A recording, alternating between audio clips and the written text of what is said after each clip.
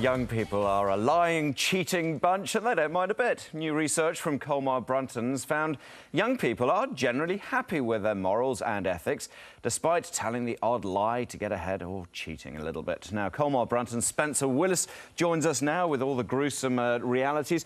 Spencer, thanks for coming in. Now, this research was 18 to 30-year-olds, is that right? Yes. OK, now, before we start analysing what you found out, let's have a look at some of these specific numbers. Let's have a look at this graphic. 92% have cheated at some time in their lives. This is 18 to 30-year-old Kiwis.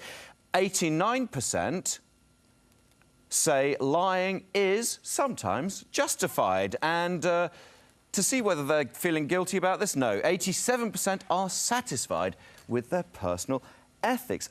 Did you expect such high numbers when it came to the moral dilemmas of our young? Oh, yeah, definitely. Absolutely, because when you look at why and where the influence is coming from their peers, with over 50% saying that they expect their peers to lie and they see their peers lying and cheating regularly.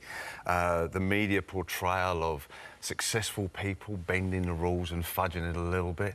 And I suppose there you've just got this question of where's the moral fibre coming from? Where's the moral compass? Where's the direction coming from? So I suppose the real question was the acceptance. Yeah, and I guess what we've also have to clarify is that when we say, you know, young people are happy about stealing, we're not talking about theft here, we're talking about if they're given too much change back, pocket the old extra fiver rather than return it to the counter. Definitely. I mean, that was the one that got me, and what I find interesting is that the older we get on that age spectrum, the worse. 50% in that kind of lower age would walk away going it was OK. You get into that 25 to 30 area, 71%.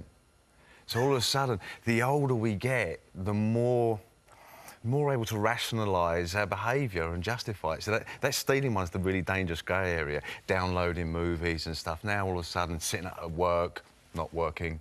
So, you know, as long as there's no... the victimless crime, then it's OK. What about if we had compared it with the older age group? Do you think that would alter dramatically? Ted, since we've done this, the amount of people that have come up to us and said, why don't you do this with grown-ups and find out what they... With grown-ups? Yeah, exactly. To see what they would say. So, yeah, I mean, I think that might be the next step for us is to look at this. But what I do think, and would safe to hypothesise, is that the justification process would be a lot better. Yeah, for sure. Now, of course, you did talk about the influences, why there's this sort of bending of the rules. You know, when we talk about cheating, we're talking about maybe on a partner or in your homework or something like that. I mean, the reality is that this is all about the sort of society which we're being brought up in today. It's very competitive, it's quite commercial.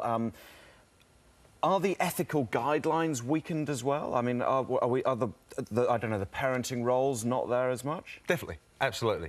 A parenting thing, that's dangerous to go say, yes, it's you know, blame the parents. It's always an easy one to go for. I think the #1 reason they said that they could cheat was because it was easy.